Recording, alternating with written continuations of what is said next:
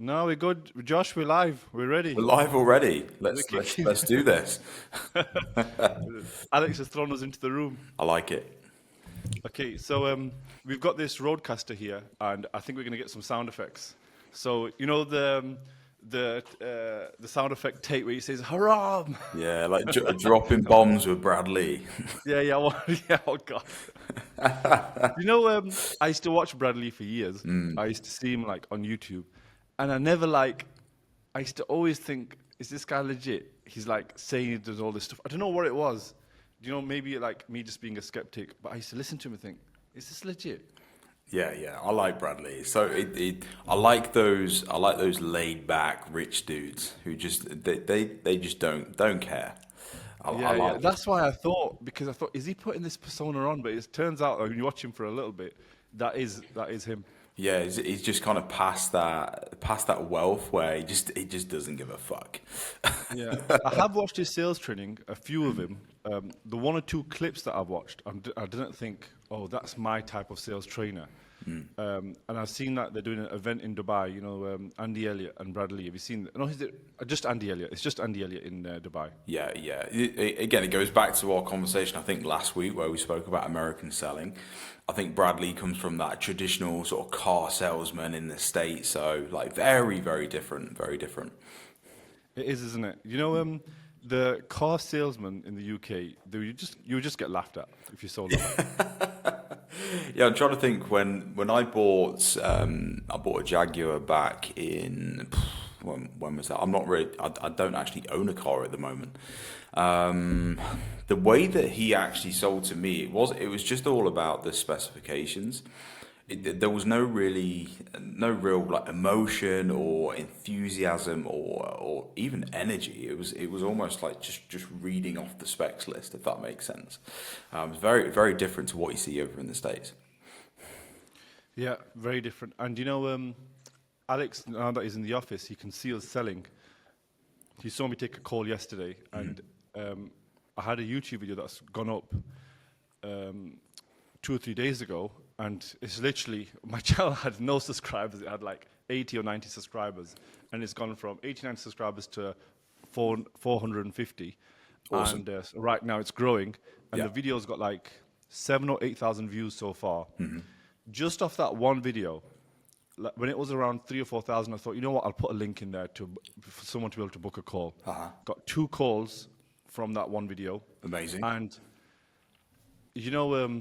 the power of YouTube is just ridiculous, because one of those calls, one wasn't qualified, so I cancelled, and I sent him an email. And the second one, I called him on a triage call because he booked for next week, and I said, what made you book? And instantly just sold something to him on the phone then. Yes. And then he ended up buying some consulting from us. But when he said, everyone says, I started making YouTube videos and I made content. But when you have such a small channel, and then someone tells you, yeah, I just watched your video and I'm really interested in you helping me, off one video. Yeah. One video. Obviously, normally it's way longer. Yeah, of And course. then he gives you money straight away on the phone. It just feels like a superpower. Yeah. Well, it's because the comparison is you've got short form content, so people are only seeing short, sharp, like snappy piece of you. Whereas with YouTube, they can actually see you have an actual conversation. They can actually see your personality. They can actually see you for who you actually are. I always say this, like, how many YouTubers have you been watching for years and you feel like you know them personally because they are obviously putting out that long form content. So yeah, it's powerful. It's something that I'm slowly getting into as well. Yeah, I'm eager for, obviously you should be repurposing this for your YouTube, but Of course. I think YouTube is better for us. The reason why is, do you know, if you're more driven on value and not clickbait? Yes. So shorts, I've never gone viral ever. And I think the main reason why I've never gone viral is because the format of doing things, the way it makes it watchable and clickable, it has to be compelling but also controversial. And the way I talk is way more consultative rather than just pure statements. Yes. Yeah. And that's why I think maybe I'm yet to figure out what would go right for me on shorts, but I've not figured it out yet. Yeah, yeah.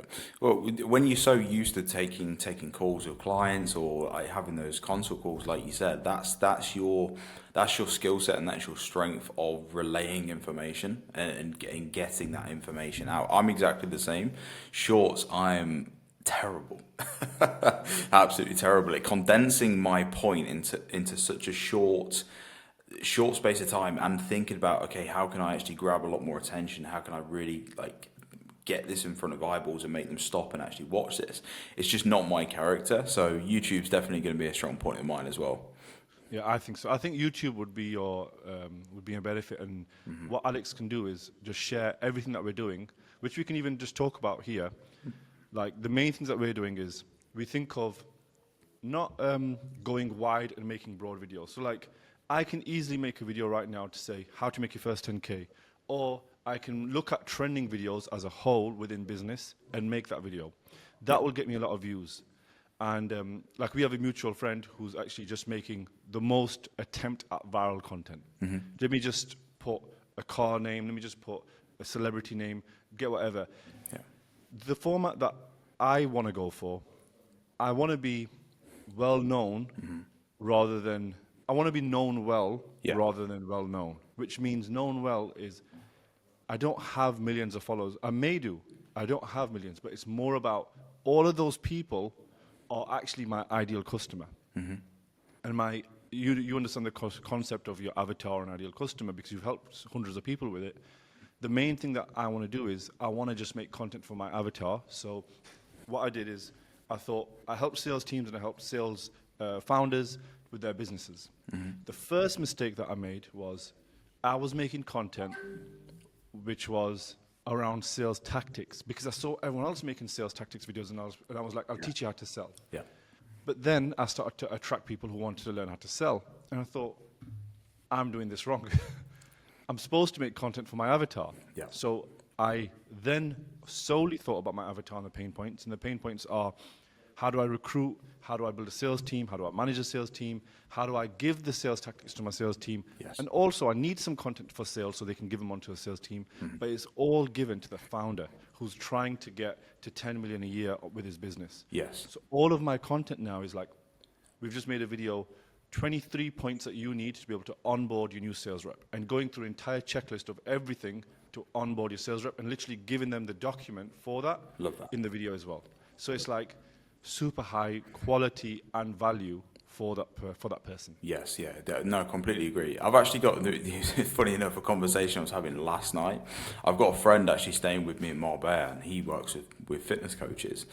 And he was discussing the fact that a lot of fitness coaches, they tend to do a lot of copying, do a lot of reproducing of other people's content, and forgetting about exactly who they're actually trying to target, and then questioning why they're actually not seeing a return from the content that they're actually putting out there. And it's because they're not talking to the right type of person ongoing over and over and over again. They're just trying to get viral.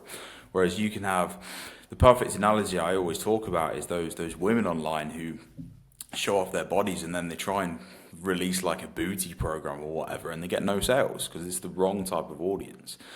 So I don't think, yes, obviously following and really growing in the right way is going to be beneficial if you do it the right way. But it's not everything. It's not everything. Yeah, and it isn't everything. And one of like my main values that I'm trying to have is radical honesty. And last year, I can think back to November or December, I saw there was a fitness coach, a fitness consultant. His name's Ollie Carson. I don't know him. And he was making content with like AI images. And I thought, this looks amazing. I've not seen this before.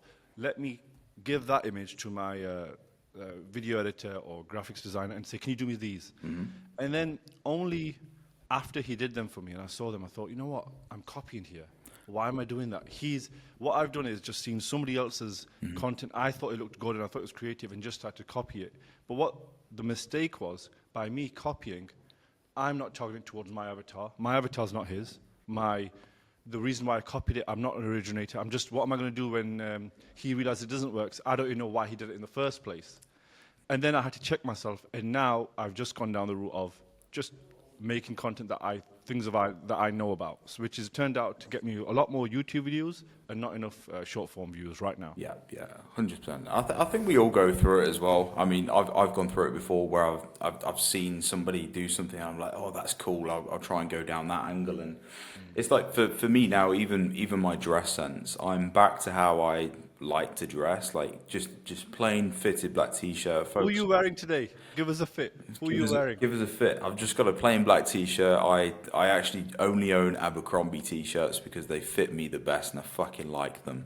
And I rock my Converse every day, and that's the way I like to dress. But you are right. You do get very influenced sometimes from time to time, especially when you're trying to build and you're trying to find your sort of route. And I've been there. I've got distracted. I've gone down this route, down this route, down this route. But I think over time you just take all of those as lessons and just align yourself with who you want to work with, what you want to do, and like you said, what you want to be known for. Yeah. I'm going to give you some fashion tips to the viewers. Fashion tips. Because obviously I know all about fashion. This should be one of those things where your button presses and then you get an intro screen. Usman's fashion tips. Let me give you the fashion 101. There's a time in every man's life when he goes from shopping at Zara, he's buying everything from Zara, 30, 40 pound t-shirts or however much they are now. And then you see Reese. And you see Reese the first time and you think, you know what? That's 2.5 times the price. I don't know if I could do it. You look and you think, not yet. And then eventually you think, you know what, I can afford it now. Then you level up to Reese. Now you look at Zara and you think peasant. You think, you're shopping at Zara. That's like, I remember when I was struggling back in the day and going to Zara. Obviously, some people start right at the bottom like I did at Primark. That's where like level 1. Level 2 is Zara. Level 3 is Reese. Obviously, I don't know anything about brands and logos, so I can't talk anything about brands. But Reese, and then there's just one level above Reese when you go into Suit Supply. Because when you go into the shop at Suit Supply, they walk you in. This is my first experience. I spent $1,000 the first time I went in. So I went into Suit Supply, and they said to me, like, what are you here for? Like, what do you need? We're just going to assign someone to you. Someone will be right with you. You get a personal shopper assigned to you when you walk into the shop. Have you been, Alex? I've not been to Suit Supply. No, I've been. Okay. No, but not been but similar experience to what you. Well, I'm going to take you to get robbed when you come to London.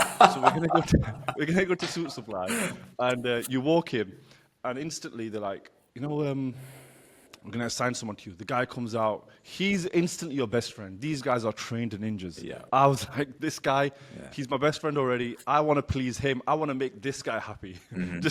What do you want me to do? Yeah. He's asked me what I'm looking for, what my fashion style is. And I just said to him, I'm not very fashionable. Can you just help dress me? Just give me some styles. He bought out all these clothes, fits, and obviously what they do that's really smart and how they sell to you. This is the tactic, because we expect them to say, oh, everything looks good. But what they actually do is say, I don't think that looks good on you, building the trust for the next thing. When they say that thing looks good on you, then you believe them. Yeah. So he was already honest with me. The first 2 or 3 things that I tried on, he was like, nah, that's not good for you, that's not good for you. Got my trust up. Yes. Yeah. Then he's like, this t-shirt's good for you. You know how much I spent? I spent like $1,000 on like 7 t-shirts, 7 polo tops.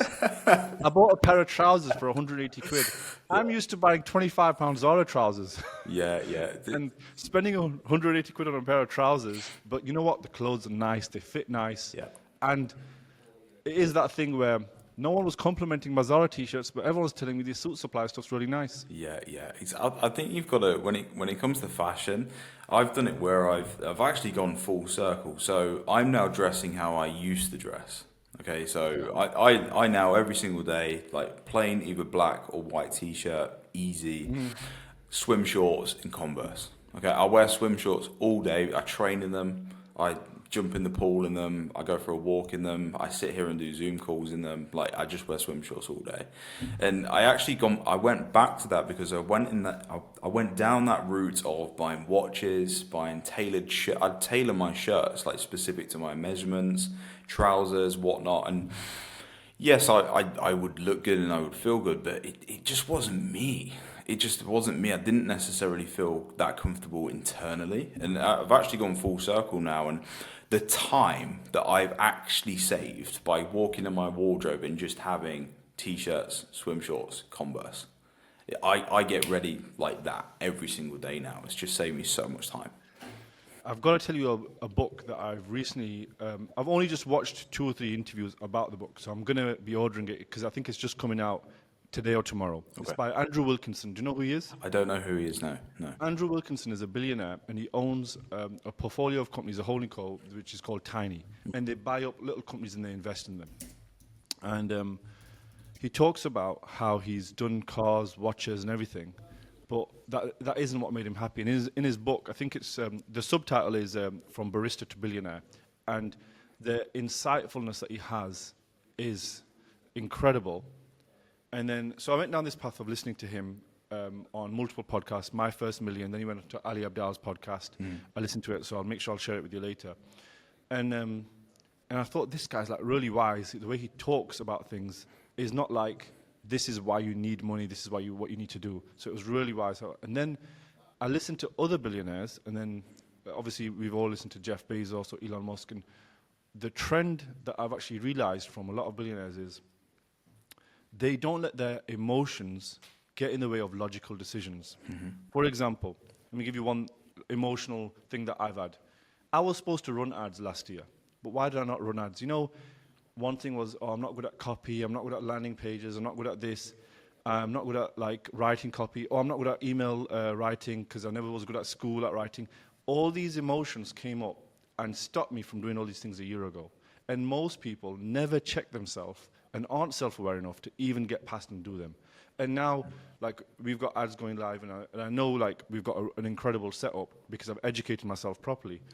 But procrastination is down to normally avoiding an emotion, and the emotion that I was avoiding was, oh, I don't want to be shit at it. But then I realized you have to be shit at it to be able to get good at it. Yeah, exactly.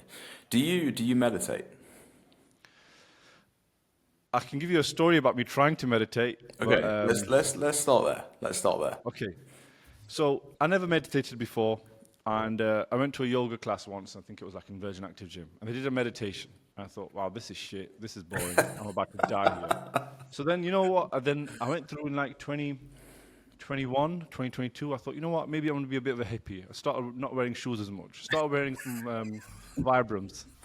Started thinking about spreading my toes on the ground. Yeah. And then I went over to Phuket, and that's where I had the sports rehab clinics. And I went to Phuket, and in Phuket there was a Phuket meditation center. So I thought, you know what, I want to go and learn how to meditate. I was like, because in Thailand you turn into a hippie, you start wearing baggy trousers with elephants on them, and then I went into this Phuket meditation center, and this guy sits me down. He's like, right, okay, just take a seat. And he started the meditation. He started talking. And he just was like talking about breathing and what you should do. It was a really good experience, but I sat there for 2 hours thinking about my day, thinking about what's going to happen tomorrow, thinking about what I'm going to do next week. My mind was so busy doing everything else. And after the meditation, he said to me, this is the lesson. He said to me, like, how was that? Was that really good? And I was honest. I said, oh, I thought I was going to like be set free in my head. I thought I can observe my thoughts like you were saying, but it never really happened for me. I was thinking about my day. He was like, so why did you come here today? I said, to be honest with you, I'm pretty happy all the time. I've got no reason not to be happy. My life's pretty good. I'm quite optimistic naturally. And I just came in just to like see if this is any good for me. He was like, okay, so can you tell me all the things that make you happy? And I went, well, I listed out friends, family, work. I said, just working. I like doing my thing, focused on work. He said, if I took away all those things, are you happy? And I said, well, no, because you've taken them things away. He said, the sun shines all the time. Sometimes there's clouds in the way of the sun, but the sun still shines. And your happiness should always be there like the sun. It just happens that situations happen, clouds get in the way. So you shouldn't need anything in your life to be able to be happy. You should be happy in a room with nothing in it, without any possessions. And he mentioned how the man who can't be beat is a man who has nothing in a room and is happy. Yes. And that's an unbeatable man. Yeah. And then I thought, wow, I didn't meditate. That wasn't right for me. It didn't work. But the lessons that I got from that meditation were incredible. Yep. I was exactly the same. The reason I was laughing at that at the start as well is because that's what I thought meditation was. I thought meditation was I'd have to shave my head bald. I'd have to sit there with my legs crossed and do this. And that was my perception of meditation. So I never really took it seriously. Even when people would talk about it, I'd be like, nah, like, shut up, like, I don't know, you're talking rubbish. But it was only when I had a really good friend with a really good chat with a friend of mine called Dr. Ed. He's a really good guy if you're not connected before, and he taught me about the zooming out meditation. I think there's a different name for it, but he explained it as zooming out because it helped me understand. Now, I'm naturally a massive overthinker in my head. I'll never show it, but I'll play out every single scenario that might possibly could potentially happen every time I take an action. And I played that in my head. And he helped me out in regards to actually sitting there and helping me zoom out and actually thinking about what like perspective of life. So what I mean by zooming out, actually sit there with no technology, complete disconnect, no other human beings around you, and like close your eyes and actually look at yourself from outside of the box. So almost like think about looking at yourself, okay? And then as soon as you've been able to actually do that and think, you might be like sat down, or you might be in the pool, or whatever you're doing. I'll look at myself from outside, and then I'll zoom out. I'll look at myself from the sky looking down, and then I'll zoom out and I'll look at myself as looking at the planet Earth, and then I'll zoom right out and I'll look at myself from further and further and further away.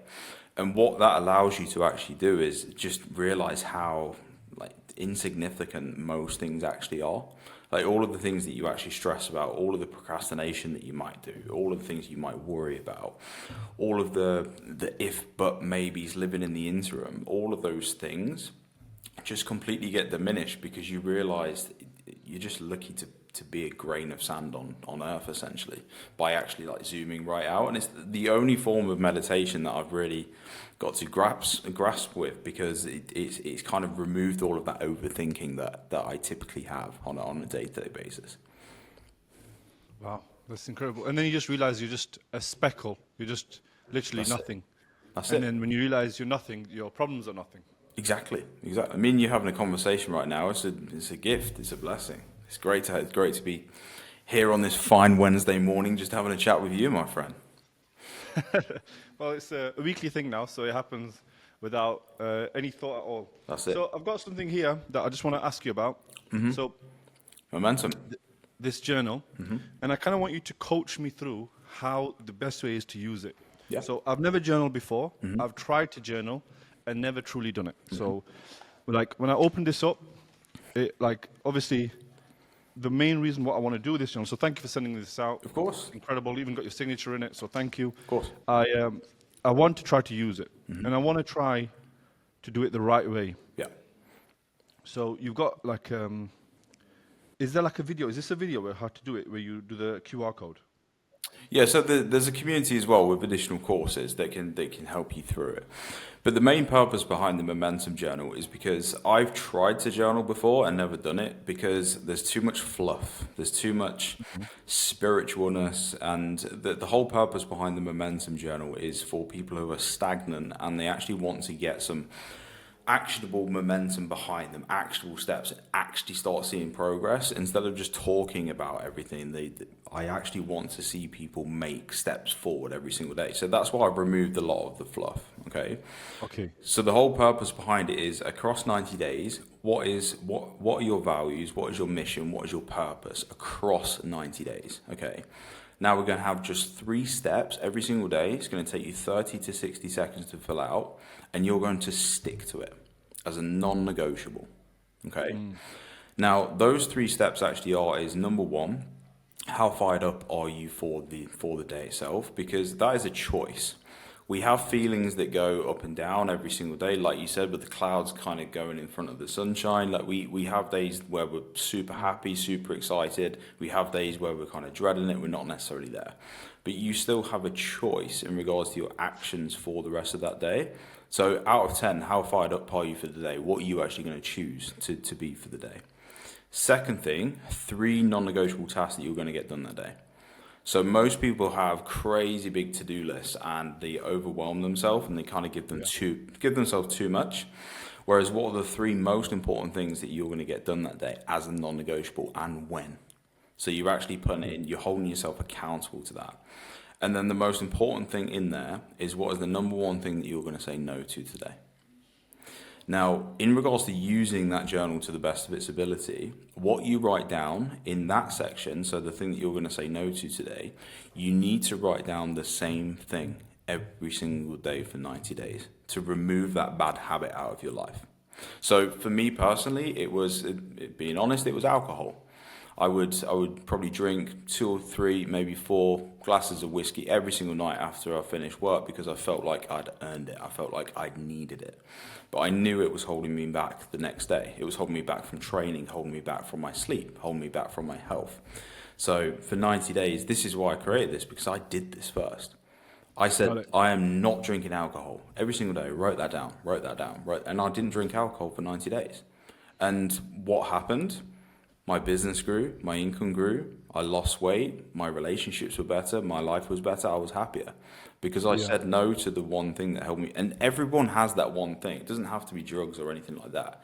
It could be like takeaway apps. It could be a certain person in your life right now. It could be anything. It could be porn. It could be whatever that bad thing that you know is actually holding you back and distracting you from that mission and purpose. You have to write that down every single day. So, yeah, it's just cutting out all of the fluff, cutting out all of the bullshit that you see in a lot of journals, and just do those very, very simple steps daily, consistently for 90 days. Okay, I like the one where it says about when are you doing a non-3 negotiables. Like I would put in there, so I'll do my morning cardio. Let's say that's 5:30, so I'll have to write it just above 6 a.m. here. Well, I'm doing it around 5:30 to 6, and then the other one is I'm writing a daily email, which is my new thing because I'm giving into. So I used to label myself as dyslexic. I used to be like, "Well, I'm dyslexic. I can't do this. I can't do that." Now I'm like, I can do it. Why can't I? My emotions don't stop me. And if I do it poorly over time, it will get really good. So that's one thing. So I'll put write in my daily email, and I'll put one more, which I'll think of. I don't want to say off the cuff. I want to put some thought behind it. So I think if I can send a daily email for 90 days, I think it's incredible because I just started an email list. So like if my email list has literally got 5, 10, 20 people on it, I'm sending an email to, let's say you've got 5 people in the email list. In the beginning, you'll probably thinking, why would I send an email to 5? But if I did it for 90 days, where's that email list? Exactly. So it cuts out all of the fluff. And in regards to using it, something that I learned quite young, I used to, back when I was at school, my mum she got me in the habit of like helping me brush my teeth. And I don't think she understood what she did, but it's always stuck in my head in regards to building habits. Back then when I was at school, you'd look like a bit of a tramp, or you'd look a bit scruffy if you went into school with your hair kind of fluffy and bedhead, etc. So back then, like hair gel was fashionable, right? To help you look a bit more presentable. So what she actually did is she put my hair gel right next to my toothpaste in the bathroom. And what that actually did, because I already had the habit of brushing my teeth every single morning, of course, I then started to have the habit of gelling my hair and removing the bedhead before I went to school. We're talking like really young here, like maybe 5, 6, 7 years old, okay? Now, the great thing about using the journal, what I recommend is if you have your phone next to your bedside table, or you have your phone like in another room, etc., that is naturally a habit that most human beings have these days, to wake up, grab a coffee, pick up their phone. Okay? Yeah. So pair your habit with that. I recommend you put that journal on top of your phone. Like cover your phone with a pen on top of it. And if you do that every single night, you'll get in the habit of filling out that journal for 30 seconds. That's a really good hack. Yeah, it works really well. And so you've got this book that people can order, and what's the community after that? What did the community help you with? Yeah, sure. So the community has certain courses that I've actually laid out to help you, like the next step further, to help you with your time management, to help you condense time, to help you be as efficient as possible. Because what I really want to get across is just working smarter, especially for a lot of business owners. I've been that business owner that has worked 14, 15, 16-hour days every single day. And I think we all need a period of that, of course, but it's not something that I recommend for long term. Like what is the meaning of life? Like what should you actually be doing? What do you get fulfillment from? What do you get happiness from? And like now I'm actively talking about the fact I literally work 3 hours a day. Good. That's Okay. that's all I do now. That's all I do. But I'm still able to grow my businesses. I'm still able to help people and do the things that I wanted to do. But I'm not Yeah. working those crazy hours. Well, that goes on to something that I want to talk to you about, which is about intensity, about how some people don't know how to, where their intensity lies. So are they a 1 out of 10 or they 10 out of 10? But I want to talk about what a 10 out of 10 intensity is and try to articulate, or even like what would be an 11 out of 10 intensity. Yeah, of course. So Kevin Systrom is the founder of Instagram. He founded it. And when Mark Zuckerberg wanted to buy Instagram, this is like obviously 10 plus years ago, he, at the time, he was saying no. It was like, he said no to him a few different times and he didn't want to sell it. Then what Mark did was so I think there was a battle between Instagram being bought by Twitter or being bought by Facebook. This was the thing. They were both trying to acquire, if I'm right. And as they were trying to acquire it, Twitter had given the first offer. I think it was like 200 or 300 million. And Kevin Systrom was sitting on it, and this was on a Friday, and he was thinking about it. And now it was going to be the weekend, and he was set to agree for it on Monday. So the thing was, business shuts down on the weekend, and he's set to agree for it. Mark Zuckerberg met him at his house, got him to meet, came over to his house on a Saturday, and through the weekend had convinced him. He said, I'm not going to take no for an answer. And I think he offered him $1 billion, and then he had acquired Instagram in that time. And by the time Monday came around, Twitter had lost out on that deal. Yeah. So it goes around about intensity. How most people think they're working hard. Most people think they have, they're working at their full capacity. Yes. But that's because they've never really seen someone who works at a higher capacity. They've not seen it, so you don't know. And that's why everyone needs to check themselves like, every now and again. Yes. And then the same thing happened when he was trying to buy WhatsApp. And it turned out the founder of WhatsApp was also an intense guy. And Mark Zuckerberg had been messaging to try to buy WhatsApp for over 2 years, meeting the guy, taking him on hikes, taking him on dinners, and never stopped trying to buy WhatsApp. And then one day it came over the line. And then he didn't want to take no for an answer, and he acquired WhatsApp. And if you think about Zuckerberg, what he did there was he bought something off his intuition that no one knows about. Remember, there was an interview with Mark Zuckerberg a while back where a reporter asked him at a meetup, what books are you reading and what things are you watching at the moment to try to inspire you? He went, no one's done what I've done. No one's ever built digital platforms like this. I can't learn from anyone. So no one's ever innovated through tech like him. So it's totally new. Same with Steve Jobs. Who can they go and learn from? Who can tell Steve Jobs how to make iPhone when he was alive? No one. He could look at other people who have done similar things, but no one could tell him how to do that thing because he was a leader, and leaders often have to innovate, which goes back to what we were saying earlier on about looking at people and copying, because it stops your innovation. Yes. And the WhatsApp guy was super intense, and Zuckerberg was super intense, and they came up with this deal, and he acquired WhatsApp, and now when you look at Zuckerberg, he owns WhatsApp, Instagram, Facebook, or Meta now, and Instagram now is bigger and more users than Facebook. It's like the app that we all use every day. Yeah. And the foresight to acquire the platform at the right price, because the valuation, he bought it at double the evaluation.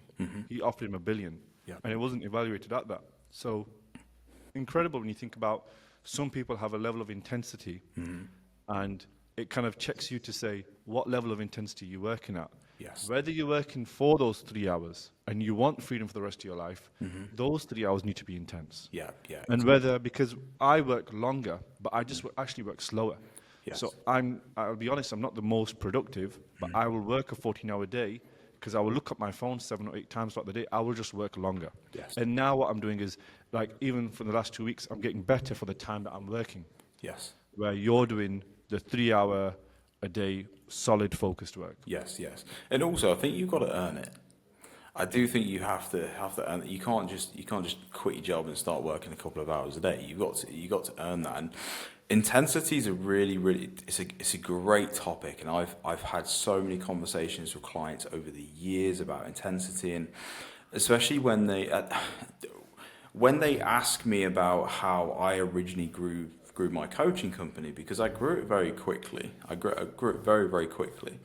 Yes, I'd acquired the skills and acquired the lessons and the knowledge and the failures over the years. It probably took me 6-7 years of all of that. But the moment that I actually launched it, it grew very quickly, and that was down to intensity.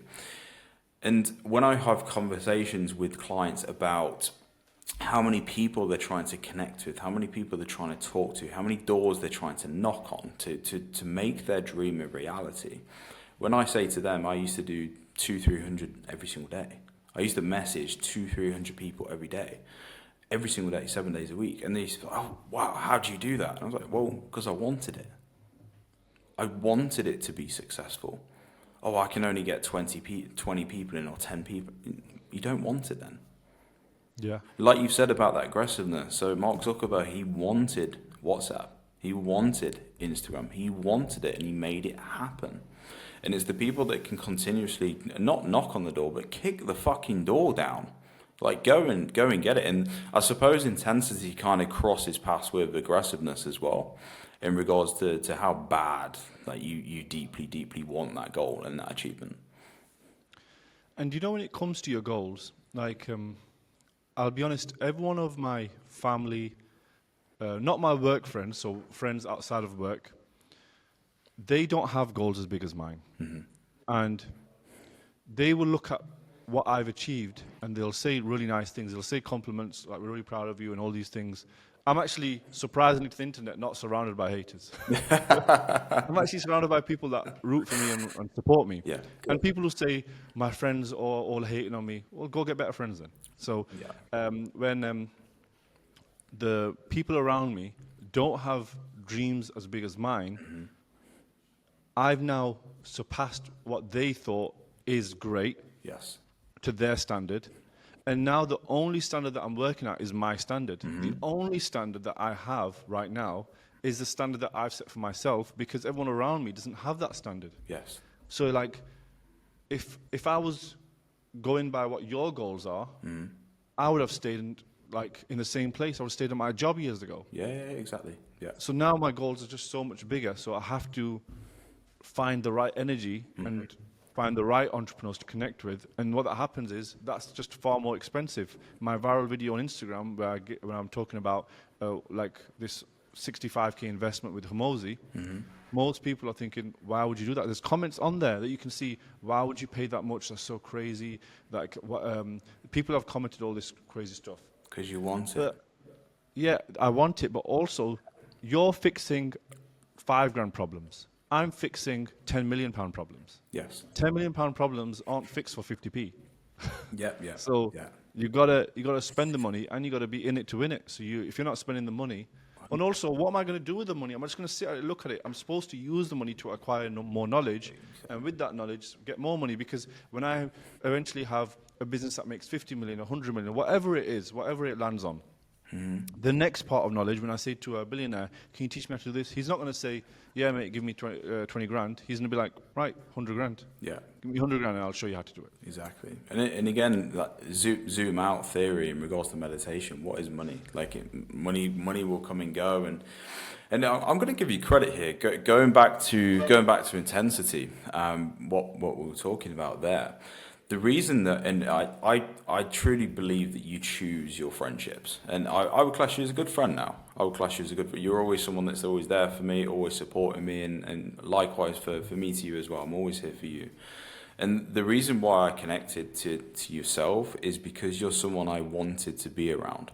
And what I was seeing with yourself when we first met, you were in Marbella, you were in Thailand, you were in Australia, you were in the UK, you were flying here, there, and everywhere because you had a goal and you had a mission you wanted to achieve, and you knew in that period of the start of that business that you had to connect.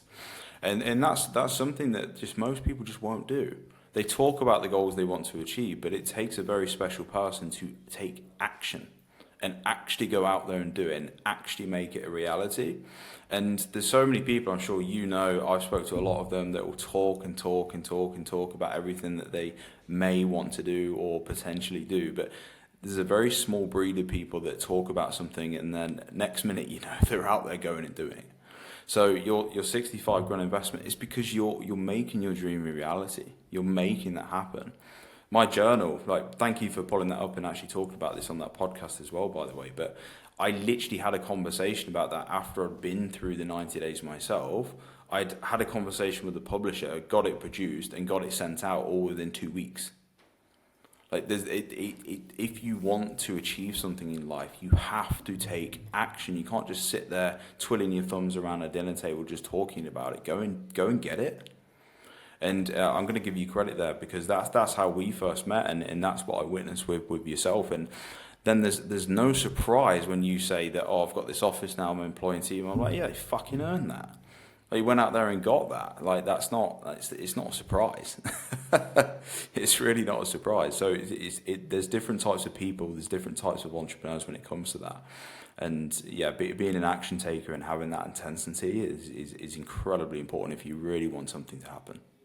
Yeah, 100%. And you know, thank you for the nice words. You know, you never really look at the present. You always think what's next. And like in the office now, we're always just thinking what we're achieving next. And what we're achieving next is like we have this financial goal. We have our rocks. We set like company rocks that we want to achieve. So like those are the main things that we're chasing. Like you often don't look back and think, oh, we did great last year. We did great this year. You just want to go for the next thing.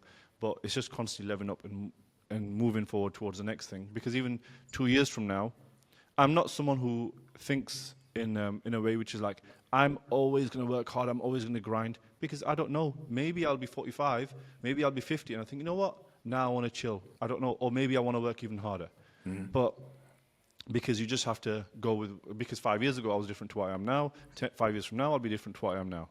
So you just have to constantly flow and let yourself go wherever your mind wants to take you. I'm just not rigid in one way of thinking.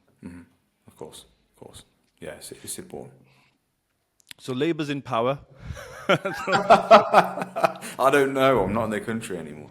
Yeah, so Labour's in power, and some people are happy, some people are sad. But what I can say is, you know,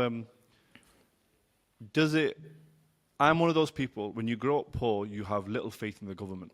So I actually, not too long ago, I didn't actually put this on my socials because I wasn't sure how it would come across, but I was invited to Parliament. I was invited to Parliament with, at the time it was a business minister, shadow business minister, and he ended up knowing someone, like, you know, just some mutual connection that we had. And I ended up getting invited down, and I ended up learning so much in that one meeting, because I went down to Parliament and met him, sat down, and he was talking about my business, what I'm doing, what I'm trying to accomplish.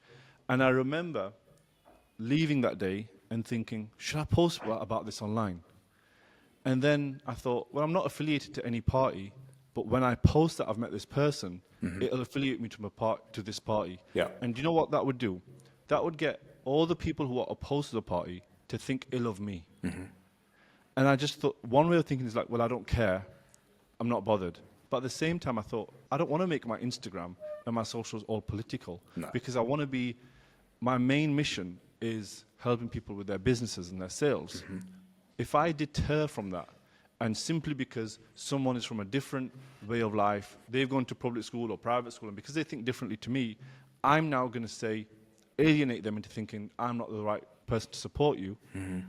I didn't know how to make that decision, so I left it there. But now looking back, I can think, as I go and progress, you actually want to align yourself with some values and standards that you really want to stand up with. And I'd probably say that I've not actually got it figured out. So probably over the next few years, I want to figure out money is one goal, because you can't do anything if you don't get any money. But then after you get some money, what values do you want to stand by? Because those values that got you to make the money are probably the values that you're going to stand by after, because that's how you're going to be able to give back. Because the same values that I grew up on benefits, on a labor, when my mum was collecting child benefit, those benefits don't benefit me now when I'm a business owner who's a capitalist who's trying to earn a lot of money and pay the least amount of tax. The same benefits don't benefit me anymore. So which way do I go? Do I benefit the guy who I came from, or benefit the guy that I'm from, where I'm going? So this is something that I'm figuring out live whilst telling you. Yeah, I think it's your values are really important, and it's you touched on very briefly there, but it's how you make your money as well. It all kind of stems from that. And the thing is, when it comes to the financial side of things, money's in abundance. It's being printed all the time. It's why we have inflation, right? So there's so many different ways that you can earn money. So earn the money in the way that you actually want to earn the money. Earn it with your values that you've got, your purpose that you've got, your mission that you've got. And then when it comes to you actually giving and actually providing, you can provide way more because you've aligned your entire life. You've aligned absolutely everything with what you internally feel as well. And I know that's going a little bit more sort of down the meditation route, but we've had a camera failure, Josh. Oh, have we? Yeah. You can see my studio. Oh yeah, but that's okay. you dropped down now. It's fine. We've got behind the scenes of Usman. It's okay. The studio looks good. You can see the nice lighting. That's it. This is how it is. This is the raw footage. It's like behind the diary with why is his name just completely escaped me off the top of my head? Diary with Stephen Bartlett. Yeah, but like behind the diary. Well, the guy who used to film Diary of CEO actually went to school with me very early on. I found out the guy who actually started it with him was actually his early videographer. But Josh, let's keep the conversation spicy. Let's carry on next week, and let's wrap it up here. If you're interested in following Josh, you can check out his socials, which we'll put in the description below. Or you can follow me on my Instagram or my YouTube main channel. We'll be posting this on the Guided Growth podcast channel, and Josh will be repurposing this on his. It's not a podcast. We don't know what it is. One day we'll label it. We will. Who knows what it is right now? Yeah. But we'll catch you on the next one. Yeah. Thank you, guys. Thank you.